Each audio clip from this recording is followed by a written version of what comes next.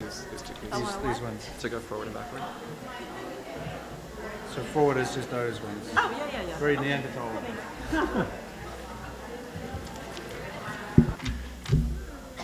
A few words of welcome. I mean, I like to think that nobody ever gives a lecture here that's boring, but this is like a super non-boring person. And it's really fantastic to have Majora Carter here, who's been for many of you in the room, but I think also for the field. And, you know, we have architects and planners and preservationists and so on.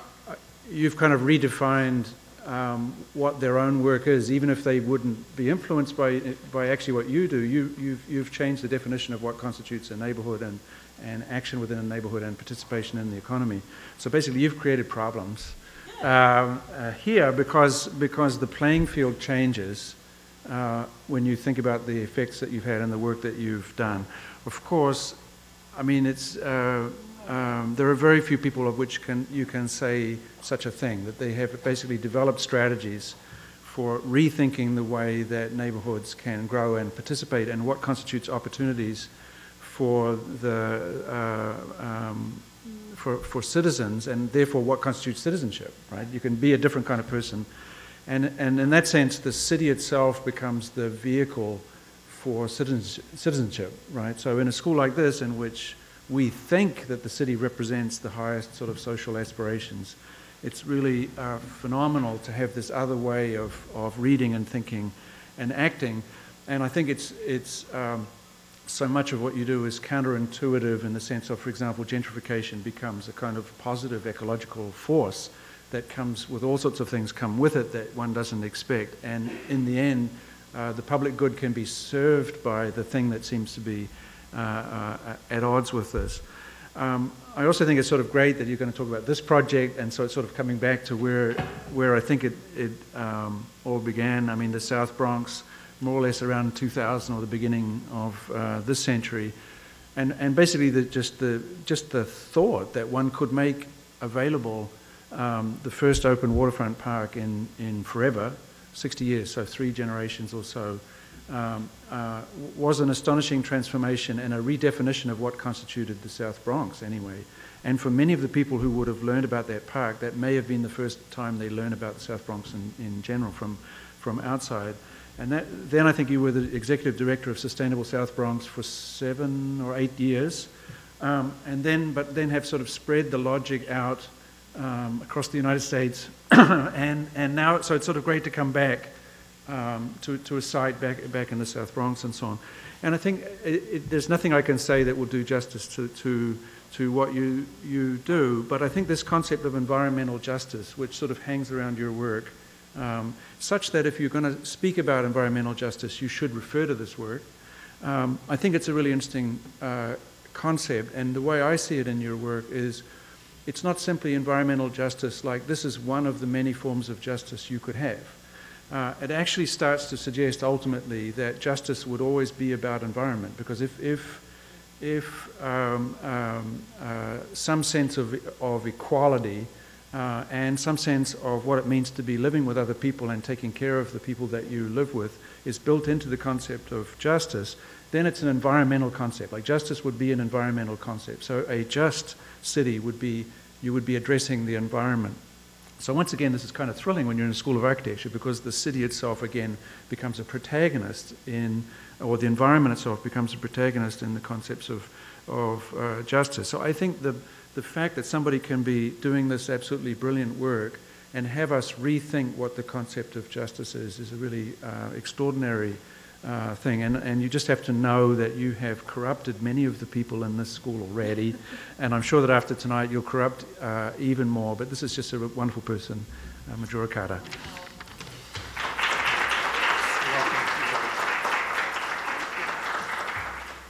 Well, that has got to be the nicest introduction a girl could ever get. And really, I do appreciate that very much for a number of reasons. But in particular, the whole idea that anybody could really help or could help change the way folks think about a community is so near and dear to my heart. Because, I'm from one of those places, where a lot of folks didn't spend a lot of time thinking about what the folks in those type of communities were feeling or thinking or hoping and praying for.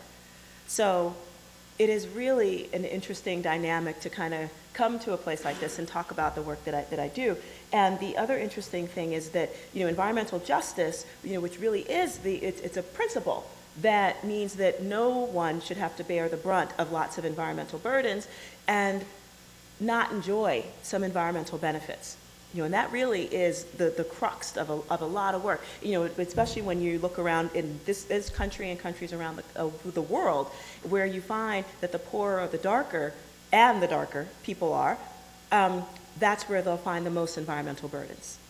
So this is a reality for a lot of folks. But I think, as far as my thinking has gone, I've even moved, I think, a little bit beyond just that idea, and it really is this quest for equality. The fact that everything that was so great that in our country, if you just think about it, you think about the American Revolution, you think about the civil rights struggle, you think about the fight for the right for women to vote, and what you find are people who were just not satisfied with the status quo. They were totally looking at what could possibly be the next great step for them. And I think as a result of it, everything changed. Everything benefited as a result of that. And so, yes, I do believe that environmental equality is the next thing, because your environment is writ large. It is everything that is around you. It is the air you breathe. It is the water that you drink. It is the quality of the life that you have in your community. It is the quality of the jobs that you may or may not have. And all of those things, are coupled together as far as from where I'm sitting, under that mantra. And so with that, I actually do have something in common with the Tea Party, which is, wreaked havoc on a lot of things that many folks hold dear right now, but they're a really powerful kind of group.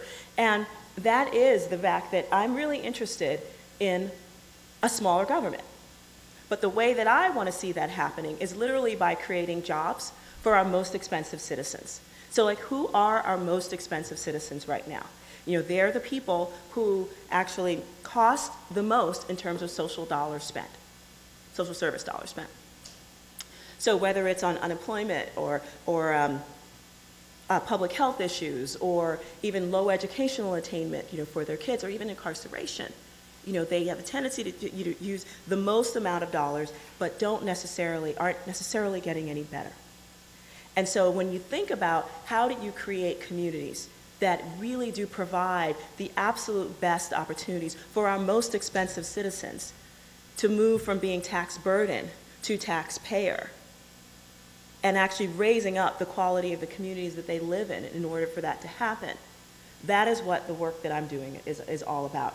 And so with that, I'm just going to give you a quick little history, of where, I'm from. This is literally what I grew up with. In the late 1960s and 70s, the Bronx was burning.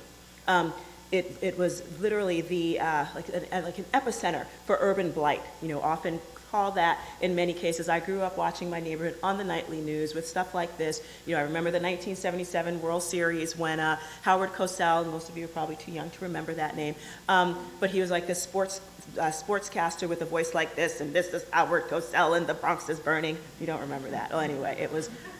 Other than Mr. October, that was Reggie Jackson also, hit 3 home runs that year, but at the World Series, that's what he reported on, that the blimp, which was overlooking the Bronx at the time, there were 3 huge fires burning, set by building owners or maybe just, whoever. But most of the time, landlords were burning their own buildings to collect insurance money.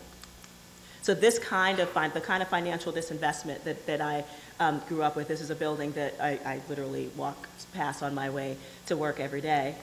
But this is what we grew up with, feeling this type of, these were our playgrounds. So it wasn't just financial disinvestment, from the financial side. It was also just, I think, in terms of cultural education. Schools were literally pulling things out like playgrounds and music programs, and mostly playgrounds because it was a liability and they didn't want to have to deal with it. But it was an issue, in our community, the fact that it did kind of look and feel like a war zone. In fact, my brother was actually killed in a drug war in the neighborhood next door to mine. But when it was a very different place from when my parents moved there back in the late 1940s. They were a part of that great American migration of blacks that moved up from down south in search for their better life. Okay. When they moved to the Hunts Point section of the South Bronx, it was mostly a white working class community, and actually a walk-to-work neighborhood, because it was a little residential area that had industrial area around it. We did so much steel in Hunts Point at the time, we were called Little Pittsburgh. Later on, folks like other folks from down south, black folks, and then later on, folks, black and brown folks from the Caribbean started moving in. White flight happened. The highway construction boom happened. It happened all over the country. Our master planner here was, of course, the not so great late Robert Moses, who would do things like give people less than a month's notice before they were told, their building was about to be razed to the ground. During this period, the South Bronx lost about 60% of its residents as a result of the highway construction, the burnings, and just people feeling like they just were not going to be there much longer. So again, not the first financial crisis we've been through. That was redlining, indicative of that, where banks would literally decide where they weren't going to make any kind of investments. But I wanted to make an investment in myself. I was a smart kid, I knew it, and I remember, when I was probably about 7 or 8 years old, actually closer to 8, because that was the summer that the buildings on either end of my block burned down. And at the end of that year, my brother was killed, and I knew that I was smart, and I knew that I was not going to stick around this neighborhood for a second longer than I needed to, and which meant I had to get myself into a great high school and into a good college, and that's what I did. But interestingly enough, the universe had another plan for me. I started graduate school right here in New York at NYU, and I was broke and had to move back in with mommy and daddy, which was the worst thing for me at the time. And I know a lot of people are doing that right now, but so good, you can all grow up, and then soon you'll be speaking at Columbia University too. But anyway, it was not something my parents really wanted to hear at the time. But anyway, when I moved back home, what I got a chance to see was my neighborhood in a completely different way, because I did have some education and I did have a little bit of distance, and it did make me a little bit more aware, of my surroundings in a different way, in a much more sensitive way. And at first, the old me was just like, I hate this place, it's because people here are just, they kind of expect to be this way. And I realized that, no, there are actually real reasons, regulatory reasons, zoning, all sorts of reasons that, can be justified by the powers that be, that a community like ours should bear the impact of all of this type of stuff, regardless of the fact that it had such a huge impact on our health. We still have one of the country's highest childhood asthma hospitalization rates. Diabetes and obesity, absolutely related to exactly how a community is planned. So whether it's, if parents are thinking that their kids are going to get hit by a truck, because that's the way the trucks are zoned in a community, they won't let their kids go outside and play, or if they feel that it's going to compromise their already compromised respiratory systems, or if they're feeling like, there isn't any place for us to buy decent and affordable healthy produce, so we're just going to eat the crap that's here. This is what we get. But the absolute worst thing, and this is where I will love Columbia University for the rest of my life, because they did this piece of research that I knew somebody needed to do. Back in 2006, Columbia did this study that conclusively linked proximity to fossil fuel emissions to learning disabilities in young children. Now that was something that we kind of knew, but until we actually heard conclusively that there was a direct link. When you think about it, when you look at poor communities and you find out where are these fossil fuel emitting sources, they're there, right, or near close by. And then we know that poor kids who do poorly in school go to jail in this country. We didn't really understand the actual, how clear that pathway from poverty to prison actually was. But moving back home really made me understand that I could and should be a part of this thing that was going to create change in our community. And I could either work to fight against stuff, which we did. We still are working with the city to create a more sustainable solid waste management plan, and I think it's really, really close right now, which I'm very excited about. But the thing that really moved me was thinking about, well, what kind of community do we actually want? Because nobody really ever came to us to ask us that. So it was a time for us to kind of dream about that. And people kept coming up with really very few things. Like, when you do planning processes in wealthy community, people will be like very clear about, I would like a XYZ on ABC block, because they know exactly what they want. They've been thinking about it, and they've just been waiting for you to ask them if they probably told you even before you asked. Poor neighborhoods, they don't do that. They really don't. And so when we started these planning processes, the real things that came out were just things that you would think were just normal. Like, well, it'd be nice to have clean air. It'd be, a good thing for my kid to have a safe place to play so I don't have to worry about them getting hit by a truck. It'd be nice to have like a good transportation system that worked for me. And it'd be really nice to have some jobs. Really simple fare. And I was like, okay, I can work with that. So first things first, around the time we were fighting against the waste facility, I kept getting these notices from this group that got funds from the U.S. Forestry Service, and they were working with the New York City Parks Department, and they wanted to work to support America's rivers, or New York's rivers in particular, and we only have one, which is the Bronx River.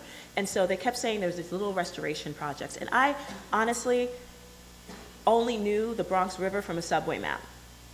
I didn't realize that the river literally was within 6 blocks of my house, because I'd never been there. I mean, the neighborhood, I lived on a peninsula, but the neighborhood was literally ringed by industry all around it. So I never got close to it. But I got this crazy dog who took me jogging and one day led me into this. And this is a picture after many, many, many cleanups. It literally, when I found it, when my dog pulled me into it, it literally had piles of garbage over my head. And if I didn't have a crazy 80-pound dog in front of me, there was no way I would have walked into that place. But I did, and fortunately I did, because this is what this park looks like now. We got that little tiny seed grant. We were able to leverage that over and over again. I talked to anybody who would listen, and I had such crazy, strange bedfellows. It was bizarre, between government and private industry and local community as well. But we were able to use that as a real amazing way to sort of bring the kind of equality, to this community. And people were like shocked, when they realized that this was actually something in their own community and that was theirs, for partaking. And I actually got married there back in 2001, and this is the dog that led me there, Xena, who is still alive and kicking, believe it or not, at 14 and a half.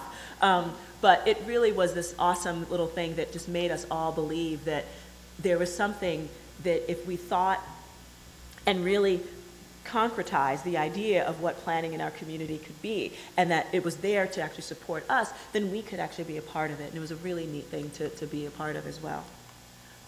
That really helped me think more long and hard about how else do we plan for our community in terms of the type of things that people were really interested in seeing. One was, another thing was another person told me about this federal transportation program through Federal Highway Administration called CMAQ, and they were making you apply and go through a really onerous process for transportation projects that improved air quality and reduced congestion. And I heard about these things called greenways, and I, like in Bogota and in Copenhagen, and honestly, I didn't really know what they were, but I was just thinking, well, you know what, that's actually an interesting idea, because they provide, safe bicycle and pedestrian pathway. They make the place look prettier, it makes people feel safer, and it could provide opportunities for economic development. Then later on, I learned about this thing called stormwater management, and I was like, that's what we need here.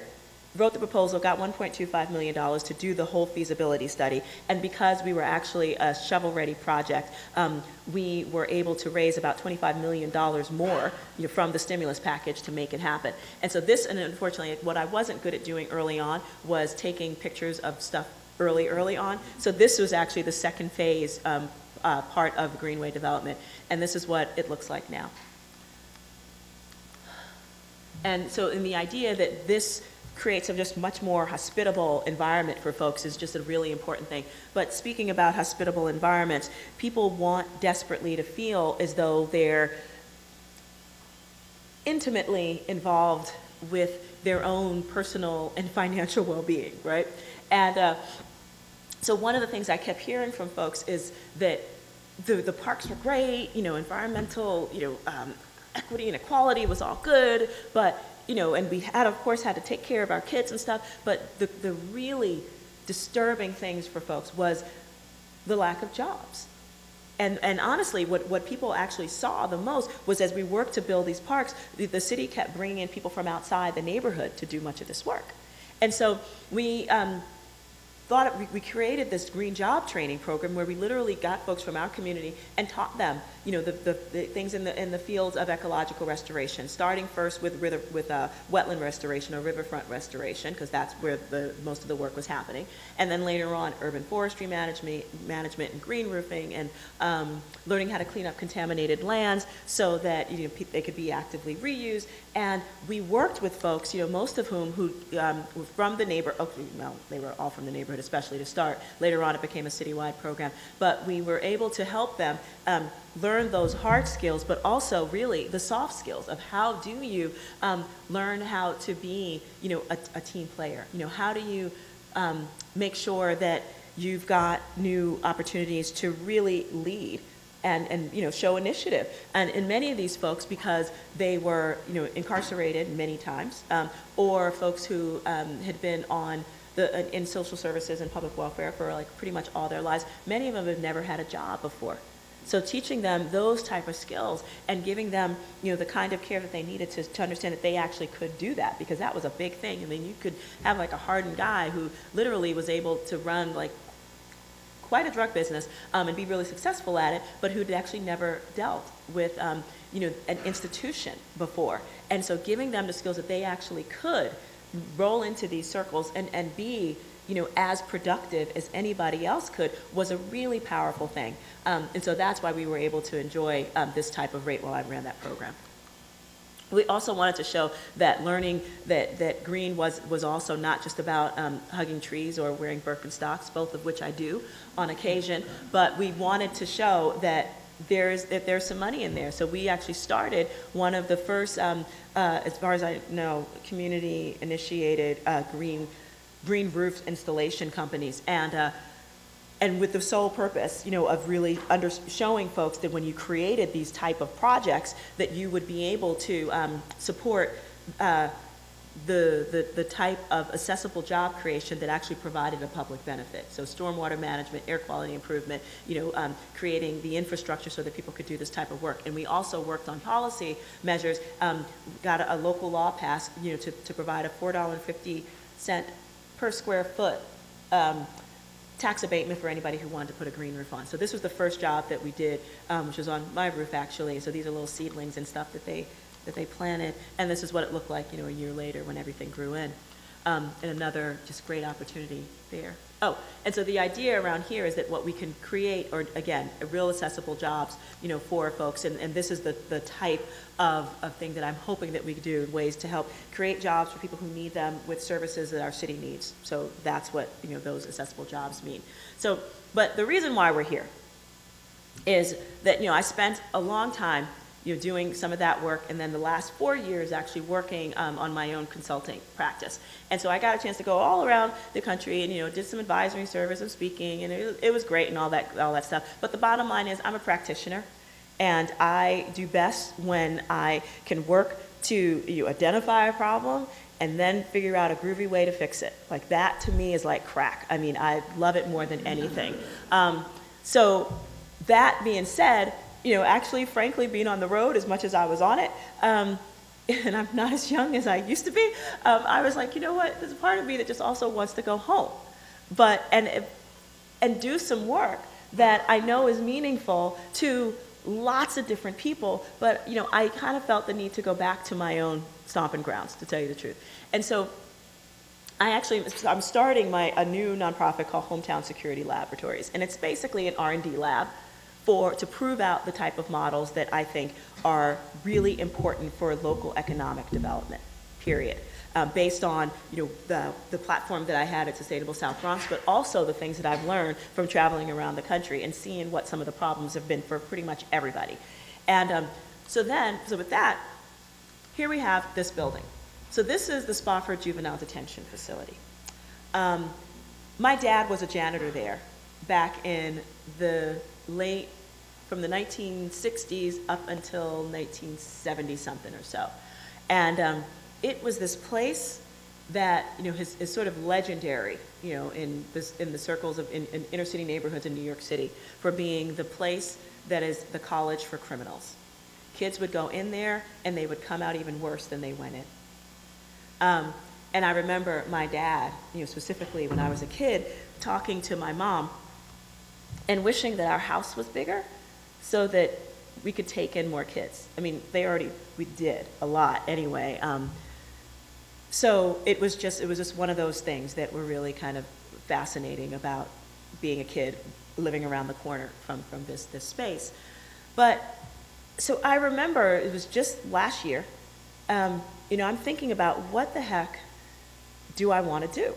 And I've just been, and I was kind of struggling because I think I've been in like way too many cities and saw the same exact thing happening in terms of real estate development. And I was like, goodness gracious, there's really only two kinds of real estate development in poor communities, only two. There's the kind that assumes gentrification is going to happen, which means the place is going to get really cool and the poor people aren't going to be able to be a part of it anymore. And the other piece was that the community was just going to stay poor.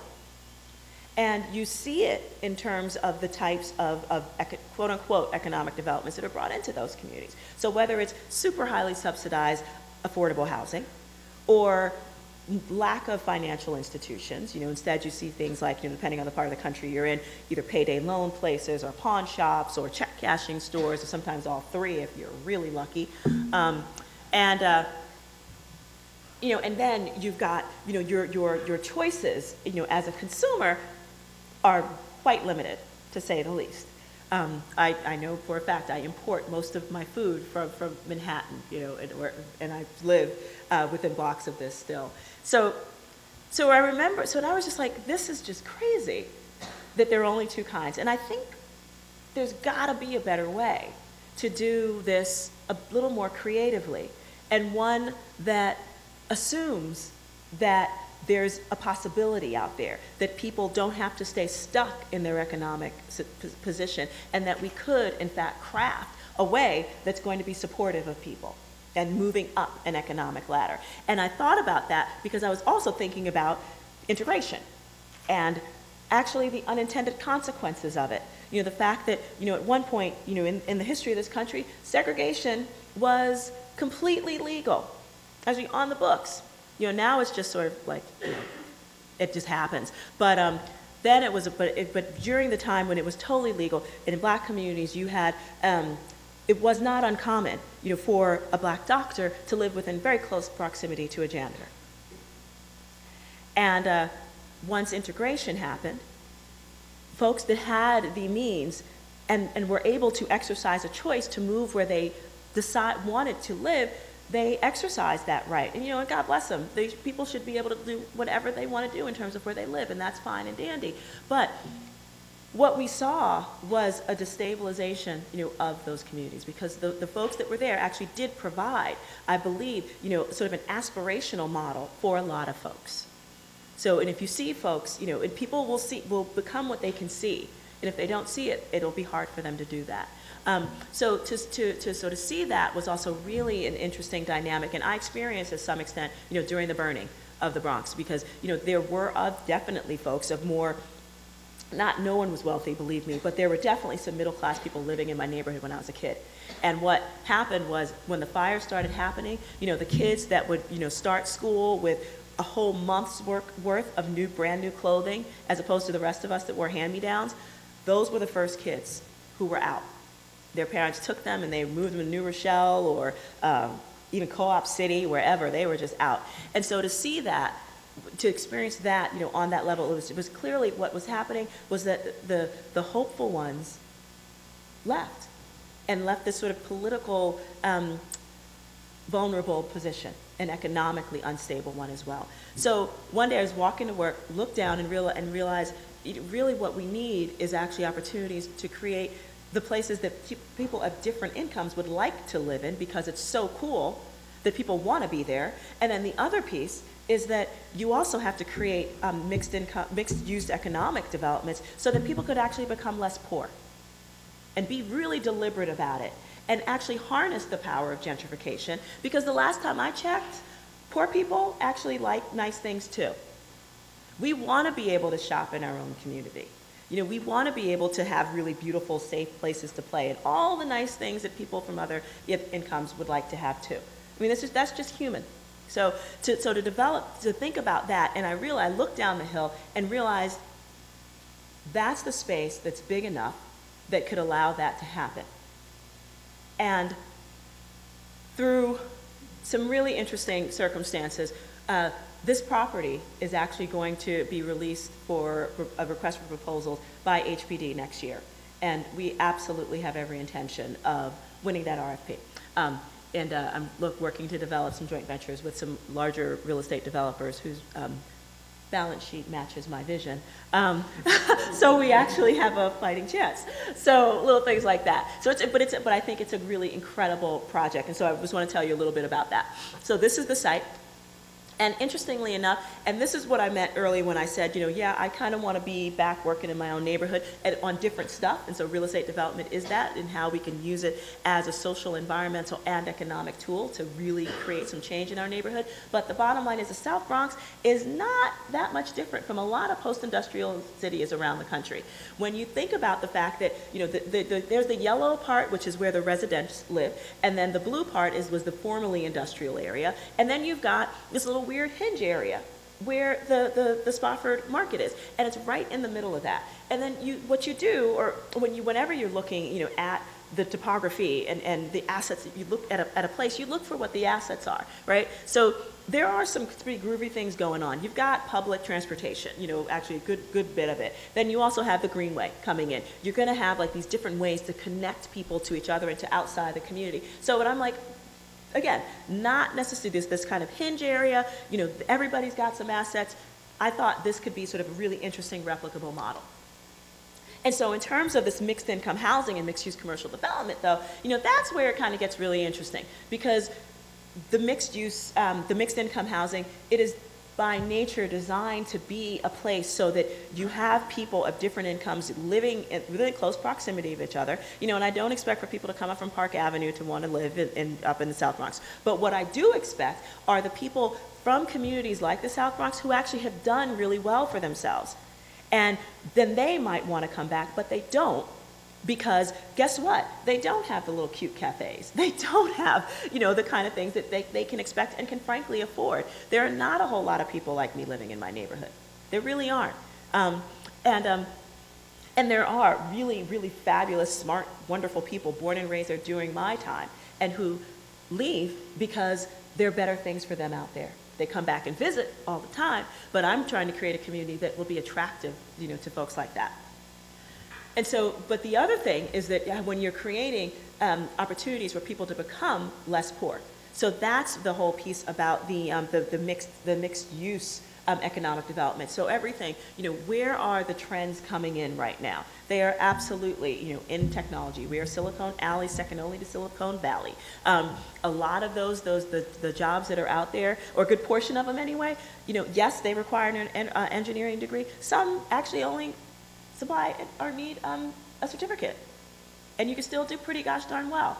And so the idea, or even just the idea that you can use technology as a way to make your small business as an entrepreneur function better, though that's a whole other thing that we want to work on. So really setting up infrastructure so that those two things can actually happen. And really, in particular around manufacturing, whether it's rapid prototyping or stuff in the food processing world. Again, really big growth trends, you know, for the city right now. Public space, great democratizer. You've got some awesome, you need really beautiful public open space so everybody could enjoy. I mean, that is, I think, the thing that separates us from the great beasts. And of course, commercial and retail. People, you need opportunities for there to be local economic ways for dollars to circulate within your community. So whether it's restaurants, cafes, groceries, things like that. But in terms of the whole technology piece, like this, we worked with MIT's Media Lab to bring a fab lab here. That's short for Fabrication Laboratory. This was actually sort of a tricked out NASCAR trailer. Everything that's in here was actually created using rapid prototyping, which is what you do in a fabrication laboratory. So all it is when you mix personal computers with fabrication machines. And rapid prototyping, I think, is just really incredible. You can do things as simple as jewelry and as unbelievable as organs. There's actually a doctor who actually creates organs using rapid prototyping, and people are alive and kicking, which is really kind of awesome. You couldn't do that in a place like this, obviously, but the idea that that technology is out there, is incredible. But we participated in this project because what we really wanted was people in our local community to be able to see themselves as creators and inventors along the technology track. And so in our community, it's like, we're often told that there's nothing really good that can come out of a place like that.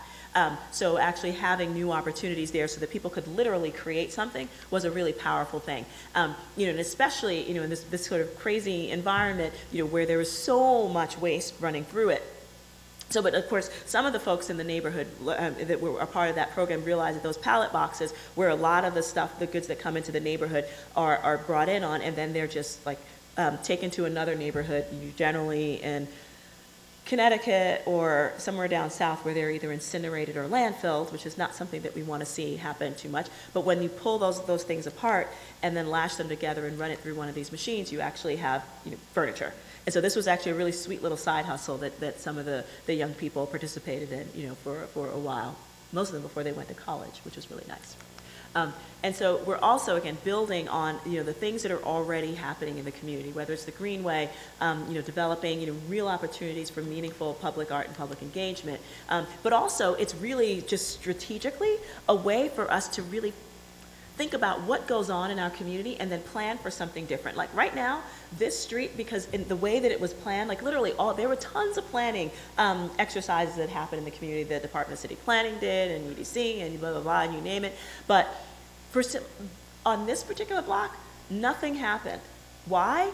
Because because it was right next to this jail. And it wasn't close enough, even though, like you can see over here, wait, where is it? Like right there, people live there, but this particular block, like there's like half of a truck parking lot, some of these like really low end, engine rebuild places and a little dingy chop shop. Nothing happened there, nothing. And so now, since it's literally kind of not even thought about in terms of the city's eye, this is actually a place where it's a good spot that truckers know about for them to come to pick up a prostitute. However, if you think about the site and really think about how do you activate it and literally send, not just a message, but literally all sorts of new activity so that it's not just this place, where only these like nasty illicit things are happening, but that something really beautiful can happen, then that's how you change what a community actually is. And so the idea of Spofford in and of itself is not that, that we don't, because the thing that really struck me, the most when I kind of had this epiphany about real estate development, that there are only two kinds of it in poor neighborhoods, and the thing that hit me like a ton of bricks was that despite all the work that I've done, and I've done some really good work, and despite all the work that a lot of folks around this country have done to create really fantastic projects, I realized that quite frankly, it felt like a Band-Aid. When I really looked at the role that real estate development could play on community development, it made me really sad. And that's why I realized I needed to move into that and learn everything that I needed to learn to like make it happen. But so the idea of so many of projects that we work on is that, when you have a project, it's a beautiful thing, and then it's going to be everything to everyone, and the ripple effect is going to be fabulous. But no, it's not a ripple effect. It's got to be a real deliberate approach that is going to literally define how real estate development happens in the future. Literally raises the bar for what happens, because when we do all of our economic analysis, the whole idea is for us to understand that it's meant to show that you can do real estate development differently in poor communities. That is the whole point that we're trying to prove in that regard, and use it as a way to really improve the life and the possibilities for people to move out of poverty and into something that resembles more of prosperity, and thinking about how our communities can change and blossom as a result of it. And so I thank you for your time.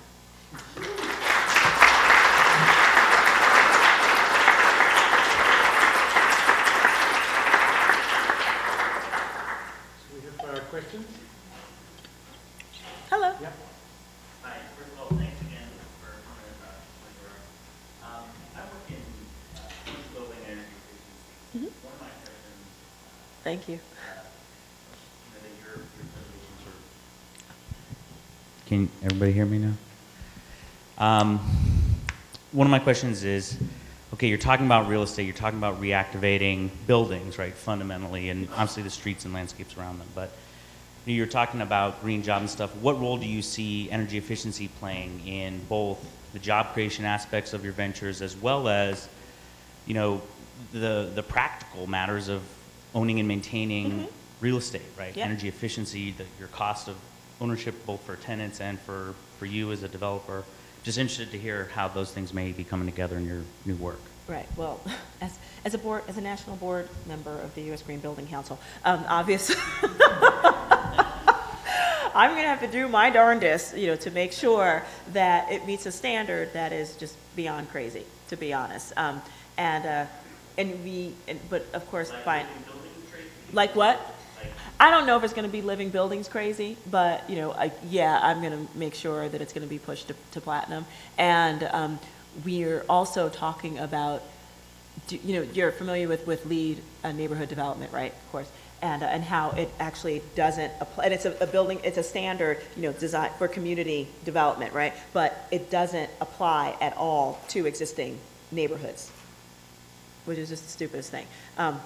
So the idea, I know, and I'm a bad board member, but that's why they brought me on, to help them. So, but the idea is that, look, if you can create some standards so that it's clear, like there actually is sort of like not marching orders, but really a deliberate plan for like, what do you, when you've got an existing community that actually is struggling, what do you do, and how best can you move it to a better place? My question even more specifically was, like, for instance, you're spending money to redevelop properties, like X per square foot, right? Are you measuring, sort of how much that's impacted local jobs, like construction spend on local residents? And although I just had a talk with one of my mentors this morning who just advised me not to think that one project is going to accomplish all of your goals. So it's like, okay, I get it. But I still think it's really important to start thinking about it in terms of, this is something that is important to me. Like I want, folks to be able to actively benefit before, during, and after construction, in terms of the economic development of this project. Like it still pains me to this day that this $50 million was spent on the South Bronx Greenway after I left Sustainable South Bronx, and the work was not done to make sure that there was local hire included. So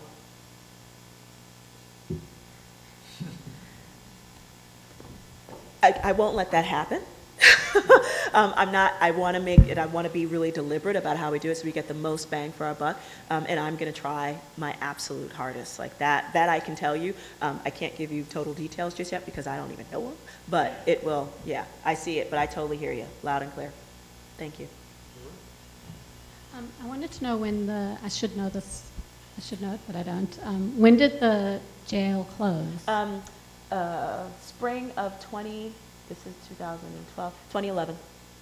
Did you have anything to do with it? No, there had been like prison reform advocates and children's aid advocates who'd been doing that kind of reform for decades. Decades. So what's going to happen? So they're not going to replace it at all, and they're transforming it into. No, over the past several years, the city came up with a better way to handle juvenile offenders. And so it's not like putting 1,000 of them all together, but actually having much smaller. Do smaller, Oh, yeah, and it's going to be spread throughout this particular Oh, yeah, totally, and they already neighborhood? are. And are you involved in that? Nope, I'm not, but I've got plenty of partners. I mean, personally not, I mean, I guess on the personal, like I'm involved, but it's not the work that I do. What I want to do. Do you think that that's what should happen? Do you think that juvenile detention centers should be in this neighborhood, or how do you think the master planning of the closing of the prison should? They seem pretty. The people who actually know a lot more than I do about that were actually that's what they were advocating for. That they needed to be treated first as juveniles and as young people and not as adults, and that there needed to be a better way to deal with them. So.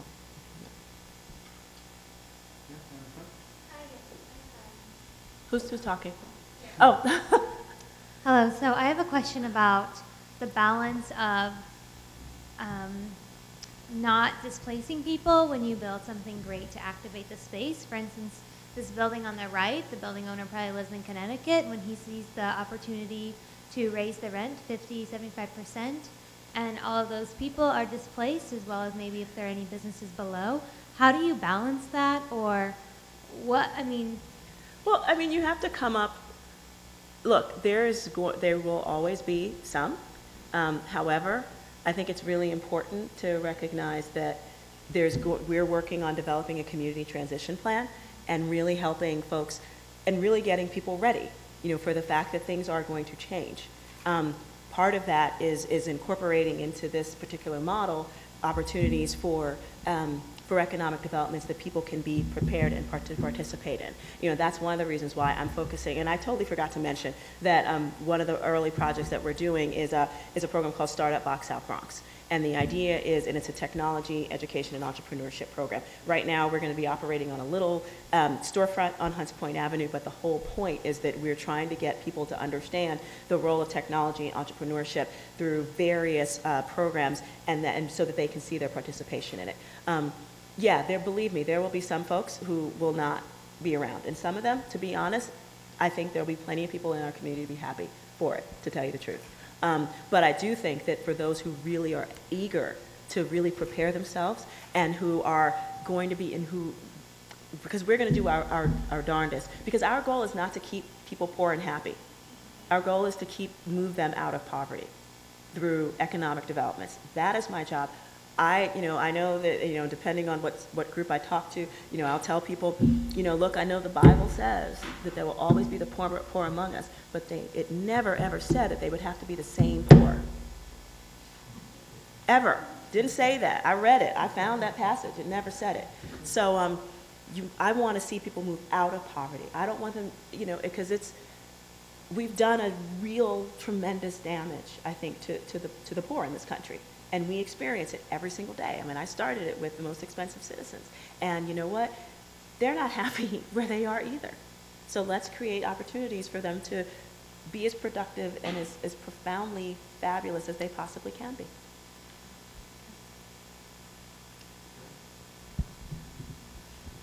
Hi there.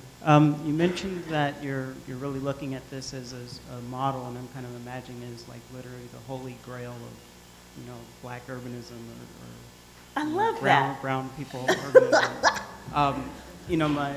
My question is, and it's interesting that you're coming from a real estate development perspective, and I'm curious about the early ideas about the pro forma. Part of the problem isn't simply can you get a job, because then there's consumer cycles and there's lack of access to funding and things like that. How do you create sort of an ownership fund or pool within your real estate development model? Right. And I work for city planning, and I know that this density level is relatively low. So what's that kind of balance with the space that you're creating? Density, the value, with sort of creating a pool for ownership and seed money and all the things to have this heavy lift. Yeah, I mean, well, okay, so there were like 4 questions in there. So the real estate development model for creating a pool for enabling ownership in these communities, is that the key things? Yeah, I mean, that's what we're starting on right now, with this tech entrepreneurship and education project really is about, because we know that that's also going to be an opportunity for people to own as well. And in particular, business creation, because, as you know, within, poor communities of color, we're tremendous consumers.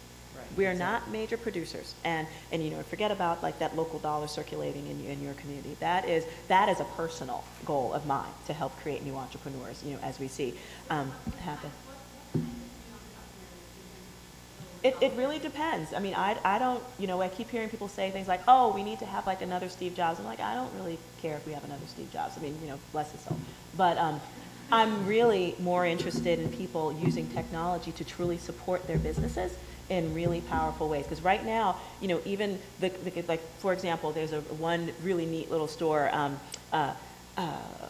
It's a little, one of the only restaurants we have in the neighborhood, and unlike all the other ones, that really could give a crap about how they look, like this particular one, literally, got some planters and made their space look beautiful. I mean, they just did this beautiful facade all on their own. But when you go inside the store, it's like practically barbaric in terms of how they keep and how they manage, their money, and it's just like, it would probably be so much easier, on these folks if there were just like some opportunities for them to be a better business person, just to sort of, so that it's not everything is on paper, just little things like that. But I definitely see a lot in food processing.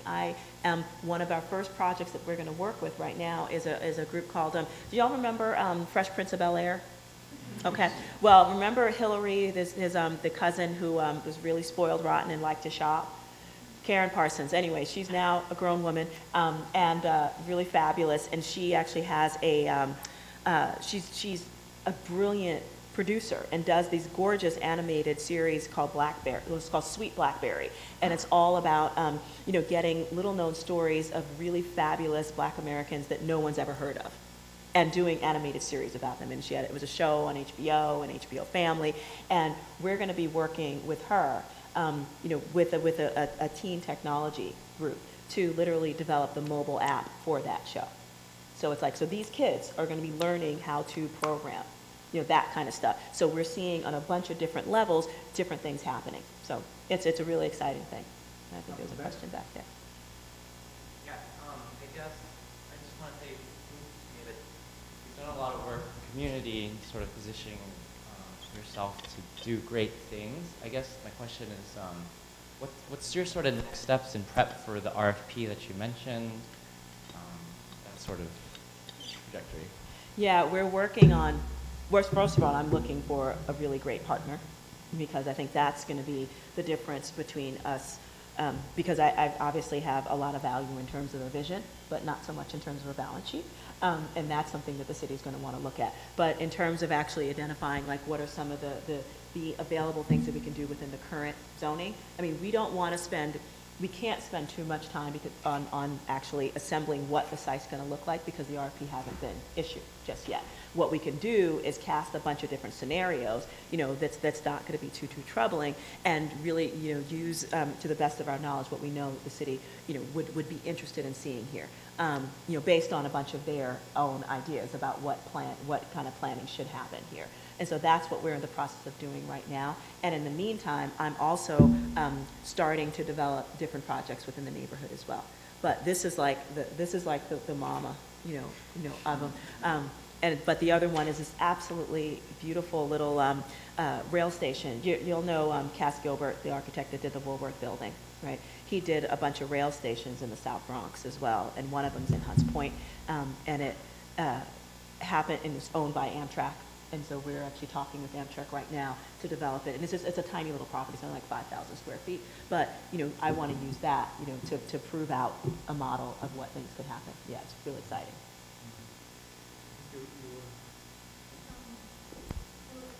Oh. Yeah.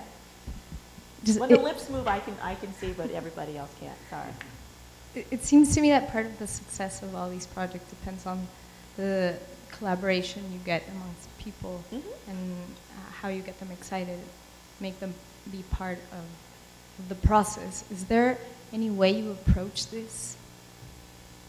with love and tenderness. Seriously, you know, and it doesn't always work out. And it's really, it's kind of funny, but it's true. But, you know, and that's why it's not necessarily about casting like a super wide net in terms of developing partnerships, but it's doing your homework before and really understanding like what's in it for them, like why they should work with you. And I think that, and the fact that, and I wasn't joking about the love and tenderness part either, to tell you the truth, because, you know, I genuinely do believe that there's some value in this stuff. And, you know, and I've seen people moved in really amazing ways that they didn't know they could move in once they actually allowed themselves to participate. And I'm not just talking about, you know, the single mom on welfare who discovered that, you know, she actually could contribute to society and to her kids in a way that was really powerful to her. Or, you know, I'm talking about like hardened elected officials, you know, who suddenly realized that, oh, we can do these things differently, you know. Or it was, you know, hopefully one of the real estate developers, you know, that I've been interviewing, you know, who like see value in doing things a little bit differently. And it's a really interesting place to be in. And it kind of makes me feel like all like warm and cozy inside when I think about it, because it is, I realize that I'm actually offering something, like a real powerful thing, and it makes me happy. Yeah. Just here, I think. Right. A lot of the community, you know, desires that you shared with us today, they seem like things that, you know, we hope and even expect our government to provide. Yeah. And you mentioned earlier that you would like to see government smaller. So I'm wondering if you have ideas of how our public and private sector should approach. Well, you could call it gibberish. What did you call it? Oh no, just how they should approach or fulfill your vision. Look, I think that when you get people to see themselves more as contributing and productive members of society, it automatically shrinks the size of government, because people are contributing something to it, you know, and especially if they're doing it in a way that provides something of importance to the city. It's actually helping. That's the effect of it is it's shrinking. Not that it's not that they're not playing a huge role in it. No, I absolutely, the same way that any other major or even minor real estate developer would be able to benefit from different types of subsidies and whatever in order to build, you know, sometimes some of the crappiest kinds of affordable housing. I absolutely want to make sure that we fully get them, and then some, to be honest. Because I'm like, I know I would do something better than a lot of the crap I've seen built in my own daggone neighborhood. And so with that, like, I don't have an issue with it, but I think that the return on that investment with people that are going to, as we work to build new opportunities to gainfully employ them in services that need to happen, and that actually increase our tax base, that is how government should be used. And that excites me, you know, to think that, you know, we're in a position to really put that kind of stuff out there. That's exciting to me. Yeah. Right, we got a couple more.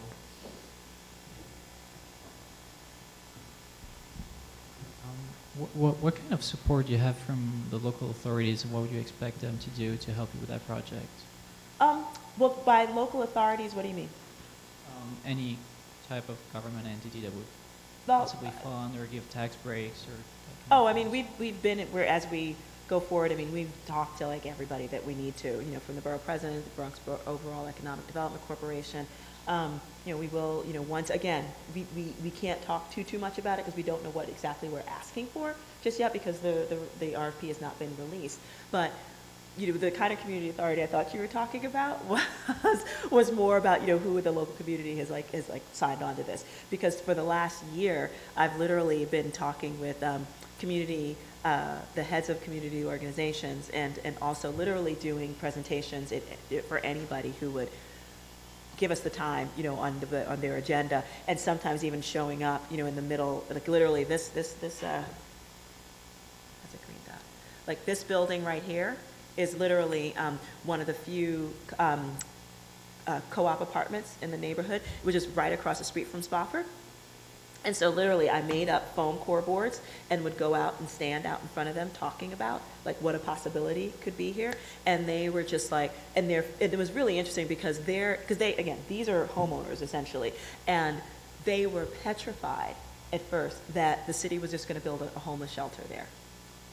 And these were the kind of things that we heard. The more we talked to people, the more we heard was that they really felt dumped on, that it was going to be another kind of either some kind of shelter or just something that was probably no different from a prison. And so to talk to people, at this point, I don't even know how many people we've spoken to, but it's been, so that kind of community authority, where people are like, wait, we can think about something that's not a shelter or a jail, for that spot. That's really powerful to me. Like we'll go through the other channels as we need to, and I'm sure it'll be really interesting, because local politics always are. But who's that? Exactly. So yeah, I can't wait to go to another community board meeting. Oh, it's going to be so much fun. Maybe one more, or two more. There's one up at the back and one up front. So you're on the U.S. Green Building Council. I was also wondering, in terms of federal subsidies for these kind of projects, to what degree is this kind of thinking on the national radar? Because in a lot of ways, the types of subsidies that are offered affect the project outcomes in terms of like number of units and density and all that. Especially given the nature of the national conversation and 47% and all that kind of stuff. I mean, it's all, I guess the devil's in the details, but I really do think that, because a part of crunching the numbers for this project, again, when we have all the details, it really is going to be let's do the numbers and let's look at, what is the cost of an environmentally and economically challenged community. Like, let's seriously look at those costs. And if we can show, and I think we will be able to, and create a really compelling case for why the type of project that we're going to do actually is going to reap the benefits that most other kind of real estate projects that happen in communities like this do. And if we could tell that story and spin it in a way, and it's not going to be like, it's not going to be a yarn. I mean, it's going to be true. That I think it's going to be the kind of thing that folks are going to, whether it's the feds or the city, where it's going to be more of an investment and be like, okay, because we know we're going to reap some returns. That's what keeps me going, around this, because I know, believe me, I'm a practical girl, and I'm quite a realist. Like, I know that this is not the way things are done, for the most part, at all. And we're trying to do something that really is kind of crazy, but I think that we are going to have to look for that kind of investment. I'm actually working with actually an ex-Wall Streeter, who struggled a lot and actually kind of like had to stop everything that he was doing because he realized that he was doing some stuff that wasn't particularly helpful to humanity. And actually, we're working together to start a fund, a real estate development fund, that literally is going to be talking to foundations in particular around program and mission related investments, so that they and actually big companies and their treasuries to put money directly, with slow money directly into these type of community development projects. So so that kind of private financing, coupled with a real support from the government, I think is the way that we're going to see it happen. Yeah. I think the last question was way up in the back. Yeah. I think your approach to regeneration is pretty. I just saw the mic. Oh, there you go. Hi. Sorry. I think your approach to regeneration by creating local employment is pretty brilliant. And I was just curious as to how you're going to use that for the construction project, and if you're planning on taking the training in rapid prototyping and incorporating it into some kind of design training. And if so, perhaps some of us can help. I would so love to do that. I can't believe you just said that. Because, I mean, as you know, construction in New York City is just a hellish kind of thing. It just is. But I'd love to talk to you more about that. I really would, because it's like one of those weird things that has been, well, it's not that weird since you know about it. It's been sort of popping up, but I had no idea how to help make that type of thing happen, honestly. So I think we could help for sure. Good. And that's what I dig it. Thank you. So that seems like a great point to end. I sort of feel like we owe you a dog a lot. You do, actually. She jump-started my career. She took you to this site where you made the park on the very edge of the neighborhood. Yep. But now you're really using the same way of thinking. You're working on the very heart of the infrastructural core of the neighborhood. And it really fascinates me that what you're trying to do with the street somehow echoes what the city's trying to do at a bigger scale with its kind of investment and innovation culture and all of that. So the scale of your project got bigger, but in a way, sort of like your dog took you down this path. And I think that your confusion of the grassroots and the real estate developer is an incredibly interesting experiment. And I just hope you would be so welcome to come back and tell us how it went. And I think there's some people in the room that want to join you along the way. But cool. It's really wonderful that you were here. Oh, thank you so much. Thank you very much.